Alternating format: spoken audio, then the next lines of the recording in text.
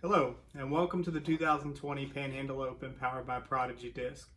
I wanted to thank you for participating in the event this year.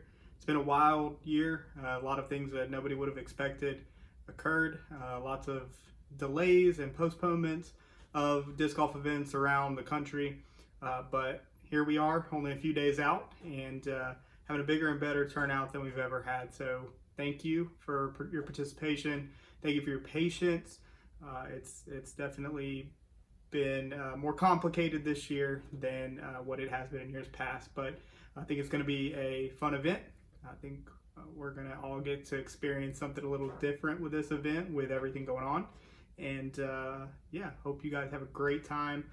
All right, so this is part one of our players meeting, our virtual players meeting. So we will have a handful of things to cover in this video. Specifically, we're going to talk about what the daily schedule is going to look like for all the players. We're going to talk about the courses, the out of bounds, the tee assignments. When I say tee assignments, I mean which divisions are playing which tees. And then we'll also spend some time talking about our sponsors. In this video, I'll also go over parking. First, let's dig into our caddy book. This will be provided to you in a PDF form in your email. We don't plan to bring as many as we would in years past, so we would really prefer that you save this to your phone and access it there. All right, so let's dig into that caddy book and take a look at the schedule, some of our sponsors, and also look at the courses, the hole distances, and the out of bounds. Let's take a look at our caddy book for the Panhandle Open 4 powered by Prodigy. I wanted to start by giving a special thanks to Visit Pensacola and Pensacola Sports. They've been instrumental in growing the event, and I'm excited to see the partnership strengthen in the years to come. They are a big proponent of sports in the area, and we hope that they'll get behind some events in the future as well. We'll dig into the event information to start. So you can see the schedule here. It does post warm-ups. Should begin sometime around 7 a.m. The players meeting, I did note, is virtual, so we will not have a players meeting for this event. So there's no need to show up expecting some type of players meeting at either course. Tee off will be promptly at 9.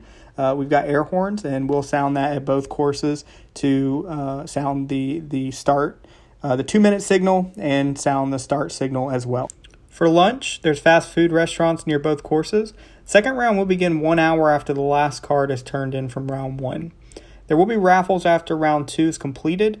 However, you don't have to be present to win, so we'll post those results online so you can claim your prize if you bought tickets.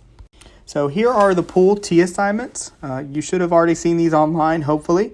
If you have not seen them online, we can take a look at them here. So as you can see, Pool A consists of MPO, MP40, MP50, and MA1. Pool B, FPO, FA2, MP60, MA40, and MA50. And Pool C, you can see there below as well, including the junior divisions, intermediate, and recreational. So here you'll see the schedule for round 1 and which course and tees you will play.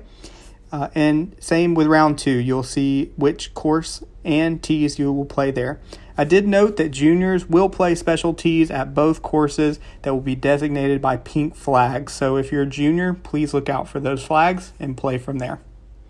Now I wanted to thank our sponsors for the event. Not sure I could have financially made this event happen without the support of these sponsors.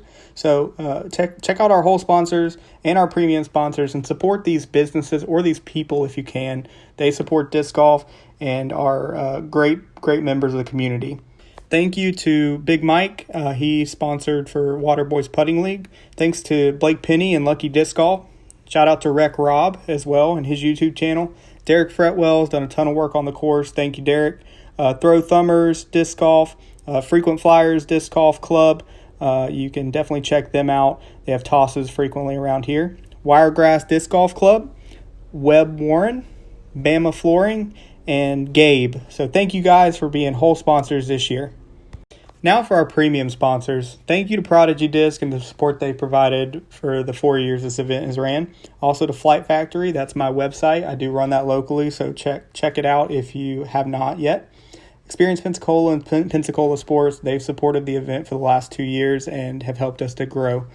Disc Golf Life, check out Office Pride Commercial Cleaning. Terry, he has been supporting disc golf for a while and helped get businesses involved. Last but not least, we've got Savage Apparel. They've helped with some great face shields for this year. Out and About Pensacola, a local blog on Facebook that you can stay up to date on everything happening. And thanks to Gray Designs, that's Michael Morgan's wife's design business. She's helped the club out with T-signs, and I'm sure she'd be happy to help you out as well. So reach out to her if you have any graphic design needs. Once again, thank you all for being premium sponsors of the event. We could not have done it without you this year. Now let's talk about the hole distances and out of bounds at our two courses. So I'm not going to spend 10-15 minutes reading all of these. What I am going to do is go over some of the important information, and then I'll let you read these at your own discretion. So the temp course is the one we'll start with. So there are white tees, red tees, and blue tees. Those will be designated by flags and by signs. But here's the distances for each. Some of these hole distances, I believe they were a little longer than the actual hole, so it may not be quite as far as some of these say. So the red tees are the Pro-Am tees, so that's why you will see on those holes there's not actually a white or a blue tee. So if there's a red tee on a hole, everyone except for the juniors will be playing that red tee. As for the out of bounds, I tried to be as detailed as possible on here when mentioning each OB on every hole. So be sure to look out for Mando signs, mandatories. That means you have to go the direction that the mandatory states. So it may say you stay left of whatever obstacle that is, or right of the obstacle. Another thing to mention is that if you go out of bounds on either of these courses and it doesn't mention a drop zone, you will take your penalty stroke and play where it last went out of bounds. So that will be the standard if you do not see anything mentioned going to a drop zone and playing. Other than that, one of the themes is that clay will be out of bounds on the baseball courses, and there's one hole where beyond the clay, even to the grass spots will be out of bounds, and that's designated as well. So one other thing I wanted to mention is the out of bounds is designated by orange flags.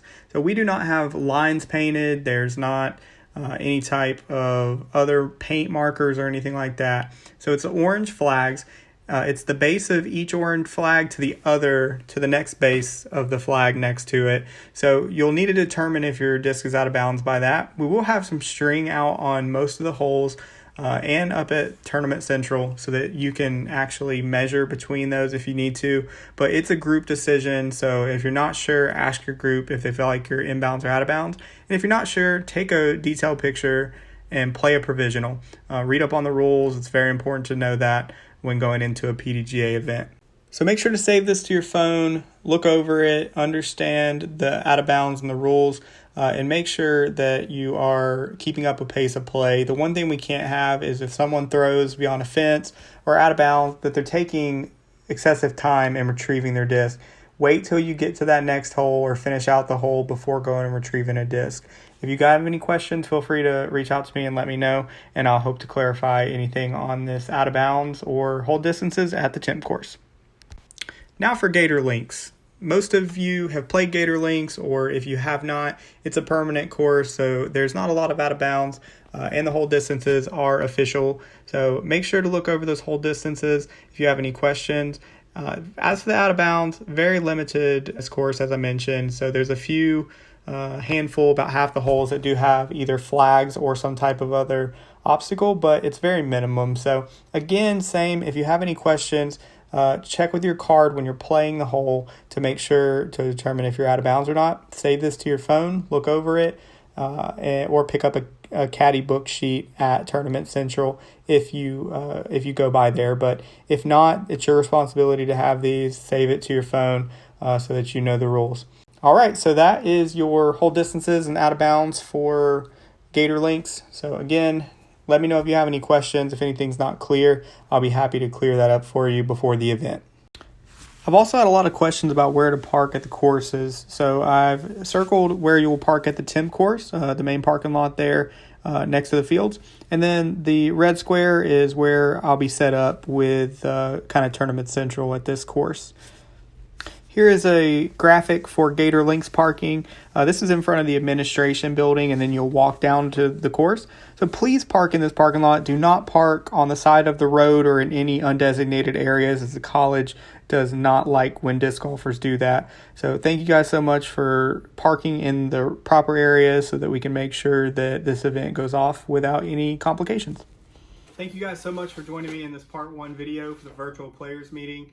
I do anticipate there will be a part 2. There's some more information that I do want to update everyone on. So our part 2 video is going to cover a few different things. We'll have a summary of some of the updates that have came out through email, through the Facebook event page. We'll talk about the feature card, which is going to be filmed by So Blue Productions, who's going to be on that card, and where you can check out that footage after the event. We'll talk about payout. We'll talk about how you can get your payout if you're in an amateur division or in a pro division, and how we'll handle that a little differently than we have in years past. I'll also update you guys on Ace Pot, raffles, baskets you can purchase after the event. We're gonna have a ton of baskets. I had to purchase 18 Strike Zone baskets to make these 10 baskets that the city already had work. So we'll have those for sale. You can use those. You can purchase them outright after the event for a discount, or redeem your voucher for one of those baskets as well. I'll also be having an update on your starting hole assignments. So I have been waiting a bit to put those out because we have to finalize registration. If people are dropping, people are still registering for the event, then that may change your starting hole or where you're starting at. So I will post that. I will make sure you have access to that either Thursday evening or Friday.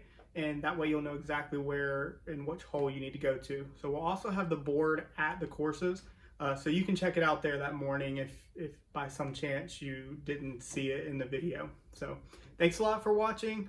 Again, we'll have the part 2 out most likely tomorrow, sometime during the day. So stay tuned, and we look forward to seeing you at the 2020 Panhandle Open powered by Prodigy Disc. Thank you.